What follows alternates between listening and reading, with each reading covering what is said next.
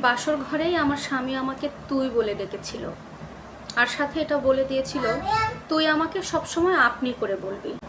কারণ আমি ছিলাম দেখতে কুৎসিত, অনেকটা গায়ের রং কালো। আমাকে তার পছন্দ হয়নি। সে আমাকে রাস্তার কুকুরের সাথে তুলনা করেছিল। আমি বিছানায় বসে আছি, তার চোখে আমাকে কুকুরের মতো লেগেছে। সে আমাকে তখন বলেছিল ওই মুহূর্তে, লাল একটা শাড়ি পরেছিস, ঠোঁটে লাল লিপস্টিক, কপালে একটা টিপ, চোখে কাজল, লাল ওড়না দিয়ে মাথায় সাজিয়েছিস, তোকে কেমন বিচ্ছিরি লাগছে এটা কি তুই বুঝিস? ঘরের লাইটটা যখন সে বন্ধ করলো, সে আমাকে আমার পাশে শুয়ে বলল, দেখেছিস তোর মতো একটা অন্ধকার জগৎকে নিয়ে আমি শুয়েছি। তবে শারীরিক চাহিদা আসলে কোনো কিছু আটকায় না। আমার হাজব্যান্ড তার চাহিদাটা পূরণ করা মাত্রই আমাকে বিছানা থেকে নামিয়ে দিয়েছিল। সে শুয়ে থাকতো বিছানায়, আমার জায়গা হলো মেঝেতে, বিছানা তৈরি করে আলাদা শোয়া। এভাবেই কাটছিল আমার সংসার জীবন। সত্যি বলতে আমি আমার হাজব্যান্ডের বাবার খুব ভালো ক্লোজ বন্ধুর মেয়ে ছিলাম। আমার স্বামীর বাবা সে সবসময় চাইতো তার ছেলেকে কোনো যৌতুক ছাড়া তার নিজের আত্মীয়ের মধ্যে কোনো মেয়েকে তার ঘরের বউ করে আনবেন। এটা তার অনেক দিনের স্বপ্ন বলা চলে।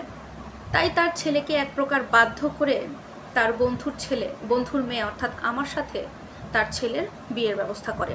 আর এদিকে আমার স্বামী বেচারা, সে সব কিছুর ইচ্ছা না থাকার পরেও এক প্রকার বাবার কথায় বাধ্য হয়ে আমার মতো একটা কুৎসিত কালো দেখতে মেয়েকে সে তার জীবনের সাথে জড়িয়ে নেয়। আমার হাজব্যান্ড দেখতে খুব স্মার্ট, সে খুব সুন্দর, তার ভার্সিটির একদম টপ স্টুডেন্ট, সে টপ ছেলে, প্রত্যেকটা মেয়ে তার জন্য পাগল। আসলে আমার নিজের কাছেও ভাবতে খুব খারাপ লাগে মাঝে মাঝে যে তার মতো একটা ছেলে আমার মতো একটা মেয়েকে তার বউ হিসেবে পেয়েছে। সে একটা সেলফি বয় বলা চলে। সে সব সময় সেলফি তুলতে পছন্দ করে তার ফ্রেন্ডদের সাথে, নিজেকে নিয়ে। আমাকে নিয়ে হয়তো বা তার আর কখনো কোনো দিন সেলফি ওঠা হবে না। আমার স্বামী বিয়ের পর থেকে আমি দেখছি সে বাড়িতে খুব একটা সময় দেয় না। কেনই বা দেবে? এমন একটা বউ থাকলে কোনো স্বামী আসলে বাড়িতে এসে সময় দিতে চাইবে না। আজকে কিন্তু আমাদের বিয়ের বয়স প্রায় 1.5 বছরের মতো হবে। আমার বলার ক্ষমতা নেই যে আমার হাজব্যান্ড আমাকে নিয়ে কোথাও একটা সেকেন্ডের জন্য বাইরে গেছে। সে আমাকে আজ পর্যন্ত তার সাথে করে নিয়ে কোথাও যায়নি। তার বন্ধু বান্ধবের কাছে বা কত বাজারে বা কোনো বিকেলে একটু হাঁটা, কখনো সে আমাকে নিয়ে ঘরের বাইরে যায়নি। কেনই বা যাবে? তার তো মান সম্মান আছে, তার তো প্রেস্টিজ আছে। তার মতো একটা ছেলের এমন একটা বউ, এটা নিয়ে সে মানুষকে বলবেই বাকি। অনেক রাত করে বাড়িতে ফিরতো আমার সাথে, সারা দিন রাত 24 ঘন্টা মিলিয়ে 1 মিনিটও কথা বলতো কিনা সন্দেহ। এভাবেই পার হতো। সে বাসায় যত রাতেই ফিরুক না কেন, আমি তার জন্য খাবার বেরিয়ে দিতাম, আমি তার জন্য সব কিছুই করতাম, কিন্তু সে আমার সাথে কথা বলতো না, আমাকে মূল্য করতো না। সেদিন আমার হাজব্যান্ড বাড়িতে আসতে একটু বেশি রাত করে ফেলছিল, প্রায় রাত 2টোর মতো বেজে যাচ্ছিল। আমার একটা অভ্যাস কি জানেন, আমার হাজব্যান্ড না খাওয়া পর্যন্ত আমি কখনো ভাত খাইনি। সেদিনও খাওয়া হয়ে ওঠেনি। ও রাত করে যখন বাড়িতে ফিরলো, ওর অপেক্ষায় থাকতে থাকতে আমি সোফার উপরে ঘুমিয়ে পড়েছিলাম। সে বাসায় ঢুকে আমার সাথে কথাও বলেনি, সে তার মতো শুয়ে পড়েছে। আবার দেখলাম কিছু সময় পরে সে আমাকে এসে ডেকে তুললো। আমি আধো ঘুমে, বুঝতে পারছি। সে আমাকে ডেকে তুলে বলছে, না খেয়ে শুয়েছিস সেটা তো বুঝতে পারছি, খেয়ে তারপরে শুবি, যা টেবিলে বসে খেয়ে আয়। ঠিক এভাবেই আমাকে বলেছে। সেদিন দেখলাম সে একটা বক্স নিয়ে এসেছিল। বক্সে একটা স্নো ছিল আর কিছু কসমেটিক ছিল।